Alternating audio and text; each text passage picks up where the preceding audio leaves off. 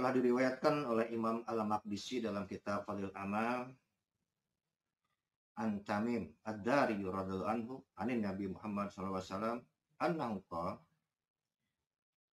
man qala asyhadu an la ilaha illallah wahdahu la syarikalah ilahan wahidan ahadan samadan lam yatahid sahibatan wala walada wa lam yakul lahu kufuwan ahad asyra marrah kataballahu lahu arba'ina alfa hasanah.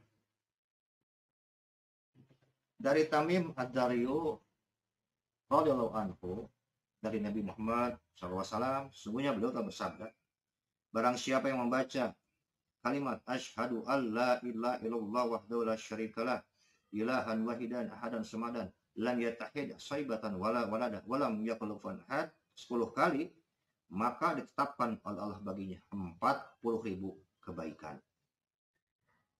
Kemudian diriwayatkan kembali oleh Imam Ibnu Katsir dalam kitab An-Nihayah fil Fitan dalam sebuah diskusi, kalau Allah Ta'ala, Allah sudah berfirman, ya Muhammad adhir min ummatika man qala asyhadu an la ilaha illallah yauman wahidan mukhlishan wa mata ala dzalik. Hai Muhammad,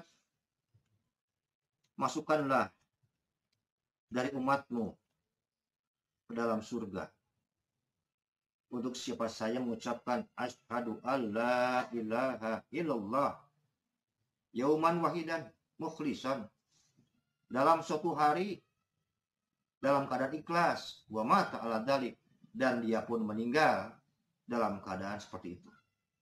Dalam hadis ini yang sangat menarik bahwa Allah seperti memberikan syarat orang yang mengucapkan kalimat asyhadu alla ilaha illallah itu dalam kalimat yauman wahidan mukhlishan, satu hari dalam keadaan ikhlas.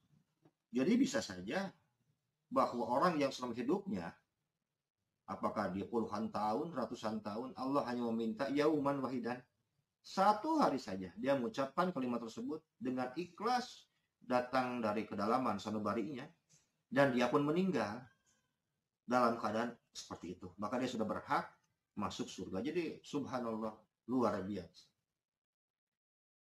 Rahmat Allah itu memang di luar nalar manusia. Kalau hanya meminta kepada kita satu hari saja dari sekian banyak hari yang Allah berikan dalam kehidupan manusia. Kemudian riwayat selanjutnya dalam kitab Ihya Ulumuddin karya Hujatul Islam Al-Imam Al-Ghazali, beliau pun telah meriwayatkan, qala Rasulullah sallallahu alaihi wasallam, man qala la ilaha illallah qalau isruna hasanah afdalu dzikri la ilaha illallah. Telah bersabda Rasulullah sallallahu alaihi wasallam, barang siapa yang mengucapkan la ilaha illallah,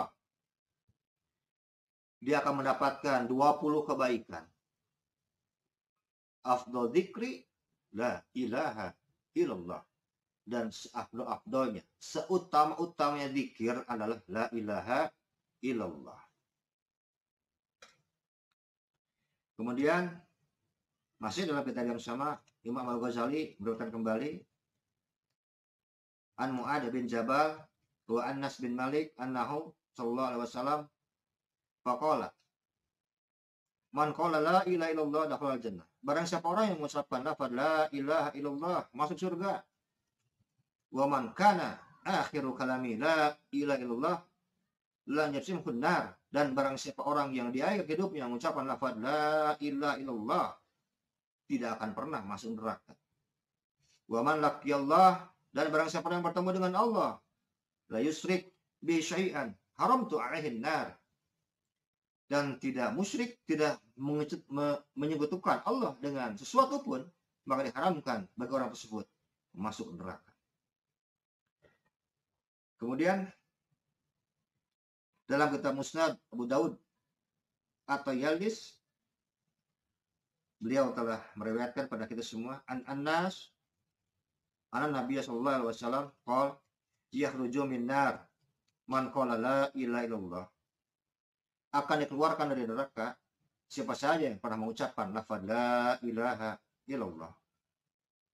Wa kana fi qalbihi min khairi ma yazinu sa'ira, Walaupun di dalam hatinya, di dalam kalbunya, apabila ditimbang dia hanya memiliki seberat 1 utas rambut. Wa yakhruju minan nar, akan dikeluarkan dari neraka. Man qala la ilaha illallah wa kana fi qalbihi min khairi ma yazinu murrah. Begitu pula siapa saja orang akan dikeluarkan dari neraka untuk pernah mengucapkan kalimat la ilaha illallah walaupun dia memiliki kebaikan dalam hatinya hanya seberat jarum. Man qala la ilaha illallah, dan barang siapa yang mengucapkan lafaz la ilaha illallah wa kana fi qalbi min khairi ma yazin. Qala Hisam, kemudian berkata Hisam tentang hadis yang tersebut, tentang pengucapan lafaz la ilaha illallah dalam hatinya, darah walaupun sebesar debu. Kemudian qala Syu'bah, berkata Syu'bah menjawab, durrah, walaupun hanya sebesar debu. Jadi luar biasa.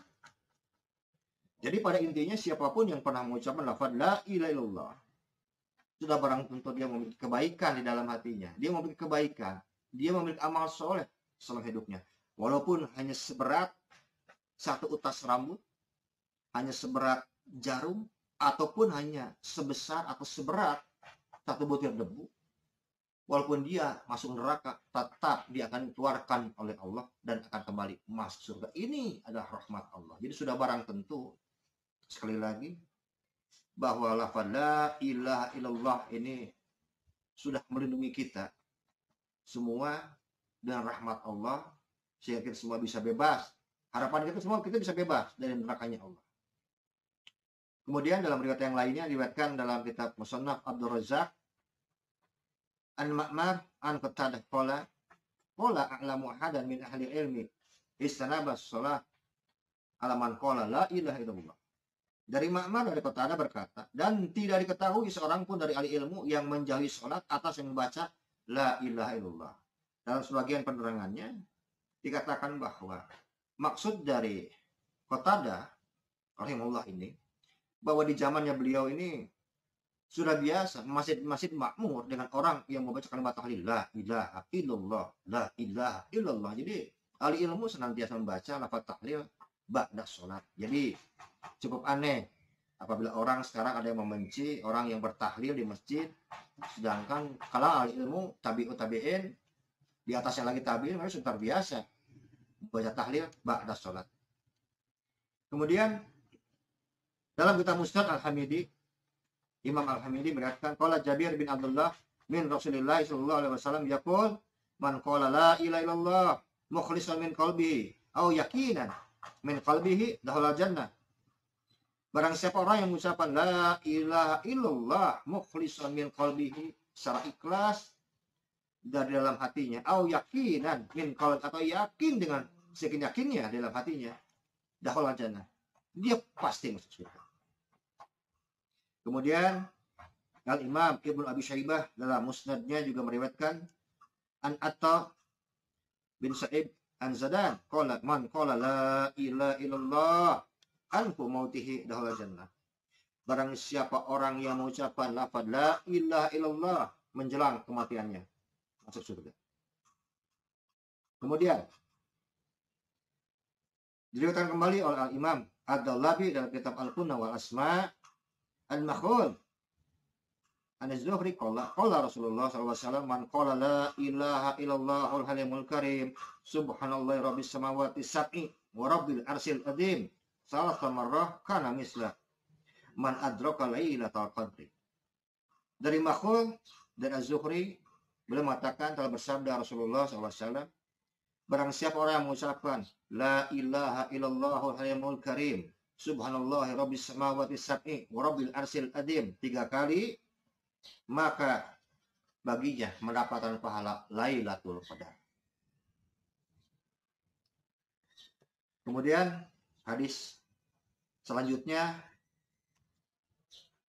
diriwayatkan oleh Imam At-Tabarani dalam kitab Al-Mujam Al-Ausad an Bilal qala Rasulullah sallallahu alaihi wasallam, ya Bilal, kata Rasulullah SAW,